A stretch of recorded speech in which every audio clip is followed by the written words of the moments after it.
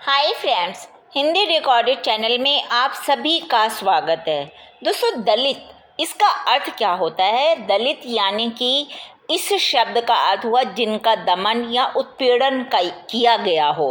और आज जो है दलित का अर्थ अनुसूचित जातियों और जनजातियों के रूढ़ अर्थ में होने लगा है। और ये वो जातियां होती हैं जिनका हमेशा से दमन हुआ है, जिन्हें दबाया गया है, उत्पीड़ित, शोषित, सताई हुई, उपेक्षित, घृणित, मसली, कुचली, पस्त और हर अधिकार से वंचित है, वो दलित है। यह शब्द उन लोगों के लिए इस्तेमाल किया जाता है जिन्हें जाति व्यवस्था में सबसे निचला स्थान दिया गया था और जिन्हें सामाजिक, राजनीतिक, आर्थिक रूप से हाशिए पर रखा गया हो। आज के अध्याय में हम इसी दलित शब्द का अर्थ और दलित साहित्य का क्या स्वरूप है, इस पर चर्चा करेंगे। तो चलिए दोस्तों, शुरू करते हैं अपना आज का अध्याय। और सबसे पहले जानते हैं दलित साहित्य, दलित का अर्थ क्या होता है। दोस्तों, हम सभी जानते हैं कि भारत बहुत से धर्मों का विशाल देश है।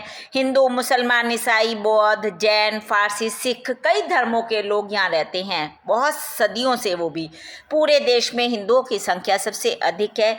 शुरू से इनका यहाँ वर्चस्व रहा और बहु प्राचीन काल से हिंदुओं में जटिल वर्ण व्यवस्था प्रचलित रही थी और यह वर्ण व्यवस्था वैदिक काल से शुरू हुई थी।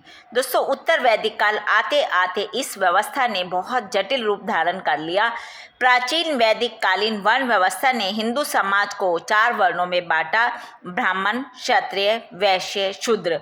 और दोस्तों, इस वर्ण व्यवस्था के अनुसार क्या हुआ, समाज में जो ब्राह्मण थे उनको सबसे ऊंचा माना गया और साथ ही साथ उनका सामाजिक स्तर भी प्रभावशाली बनाया गया। और उस समय ऐसे धीरे धीरे समय की गति के अनुसार समाज में ब्राह्मणों का वर्चस्व बढ़ने लगा, प्राधान्य बढ़ने लगा और शूद्रों को इन 3 जातियों की सेवा करने वाला सेवक माना गया कि यानी कि वो ब्राह्मण, क्षत्रिय और वैश्य इनकी सेवा करेंगे।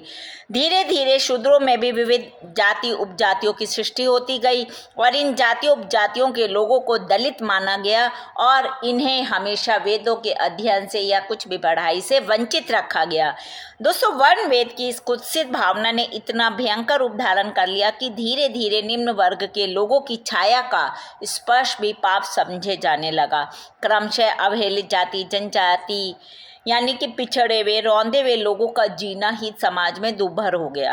और साथ ही साथ इस पद्धति ने, वर्णाश्रम पद्धति ने शूद्र, इस दलित वर्ग में भी अनुसूचित जाति, मजदूर, भूमिहीन, गरीब, किसान सभी को अंतर्भुक्त किया गया, यानी कि ये सब भी इसी के अंतर्गत आने लगे और इन सबको दलित ही माना जाने लगा।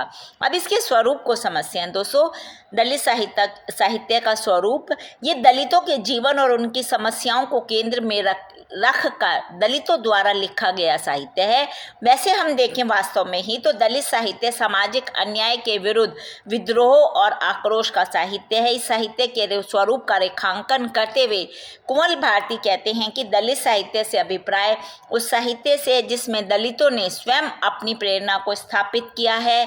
अपने जीवन संघर्ष में दलितों ने जो भी यथार्थ को भोगा, जो उनके साथ हुआ, उसी साहित्य वो ही अभिव्यक्ति को ये जो दलित साहित्य वो अभिव्यक्त करता है।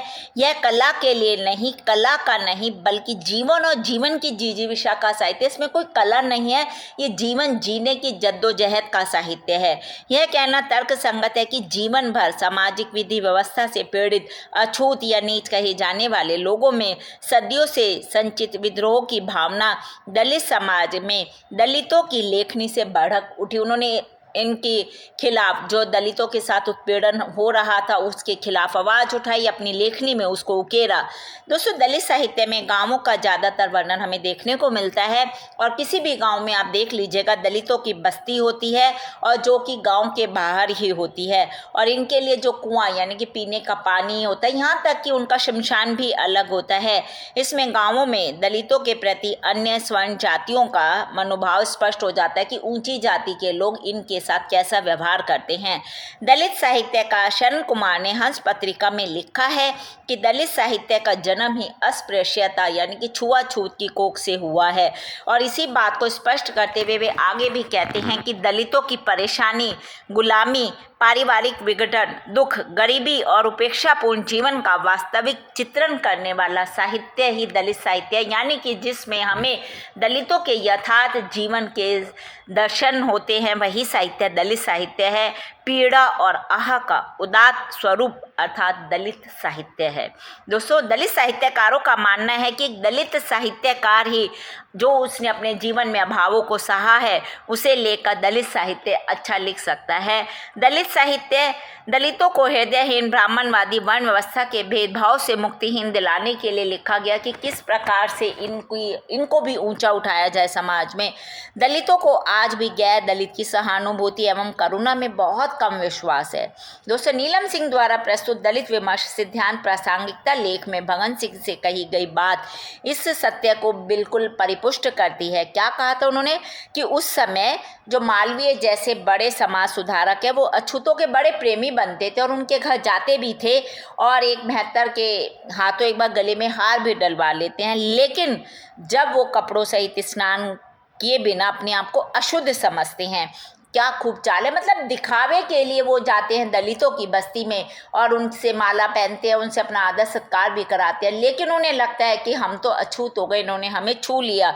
दलित साहित्य को गांधीवाद और मार्क्सवाद से प्रभावित नहीं मानते। सत्य प्रेमी का कहना है कि यह बात भी सत्य है कि अस्पृश्यता निवारण गांधी जी का दूसरा महान उद्देश्य था, यानी कि वो छुआछूत को समाज से मिटाना चाहते थे और इस उद्देश्य में उनके ही अनेक साथियों और अनुयायियों ने धोखा दिया। क्योंकि क्या होता था, जब वो हरिजन बस्ती में जाते थे उनके साथी और अनुयायी, तो कहने को वो खद्दर के कपड़े पहनते थे, दलितों का उद्धार करना चाहते थे, और लेकिन जब वो हरिजन बस्ती से वापस आते थे तो अपने घर में घुसने से पहले वो पूर्ण रूप से स्नान करा करते थे और तुलसी के पत्ते से छिड़काव करते थे, क्योंकि उन्हें लगता था कि हम उनसे छू गए हैं, दलितों ने हमें छू दिया, इसलिए हम भी अछूत हो गए हैं, गंगा जल से नहाना है, पता नहीं क्या क्या ढोंग करना। उसके बाद ही वो स्वयं को समझते थे कि अब हम सही हो गए।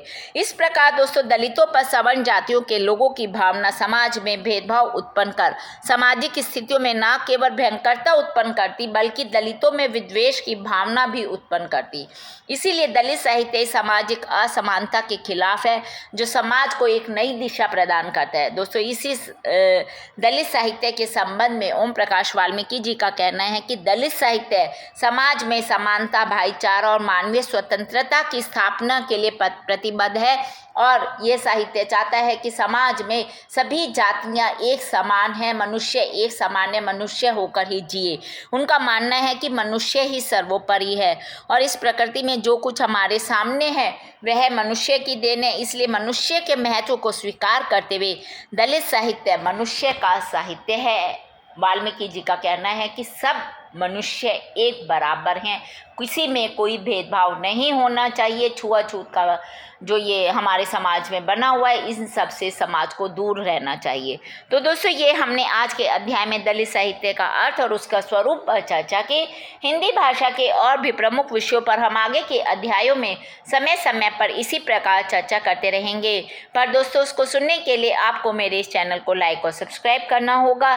साथ ही दोस्तों, हिंदी भाषा से संबंधित कोई भी प्रश्न आप कमेंट बॉक्स में मुझसे पूछ सकते हैं, मैं शीघ्र ही उसका उत्तर देने की कोशिश करूंगी। धन्यवाद दोस्तों, आपका दिन शुभ हो।